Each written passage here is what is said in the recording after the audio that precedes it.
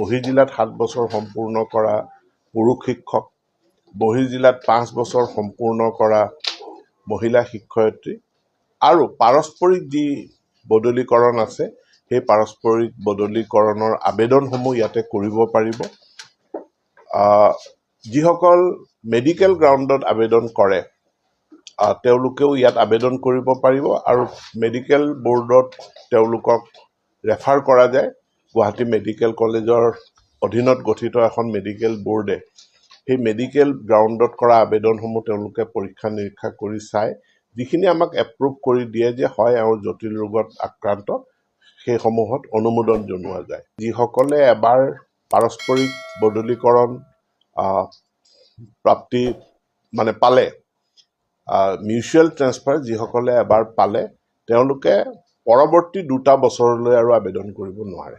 আমি বিদ্যালয় শিক্ষা বিভাগত ফিজিকেল ফাইলত টিচাৰ ট্ৰেন্সফাৰৰ আবেদনৰ প্ৰক্ৰিয়াটো বন্ধ কৰি সম্পূৰ্ণৰূপে এটা ডিজিটেল ব্যৱস্থা আমি গঢ়ি তুলিছিলোঁ, যিটো TTMS বুলি কওঁ।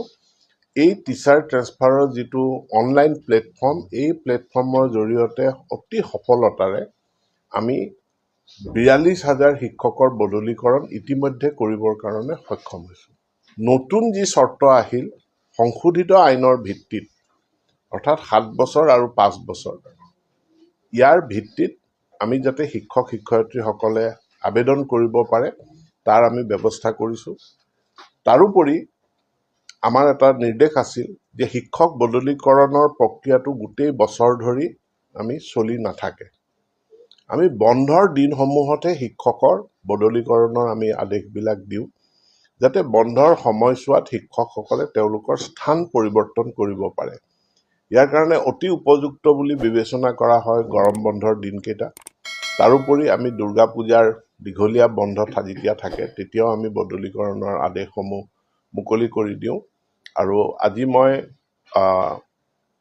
বিদ্যালয় শিক্ষা বিভাগক, সমগ্ৰ শিক্ষাক মই ধন্যবাদ জনাইছোঁ যে সংশোধিত আইনৰ ভিত্তিত তেওঁলোকে টিচাৰ ট্ৰেন্সফাৰ যিটো পৰ্টেল আছিলে এই পৰ্টেলটো ৰিডিজাইন কৰিলে আৰু ইয়াৰ এলগৰিদমটো সলনি কৰিলে আৰু সলনি কৰাৰ পাছত আজি এইটো আমি আনুষ্ঠানিকভাৱে মুকলি কৰি দিব ওলাইছোঁ।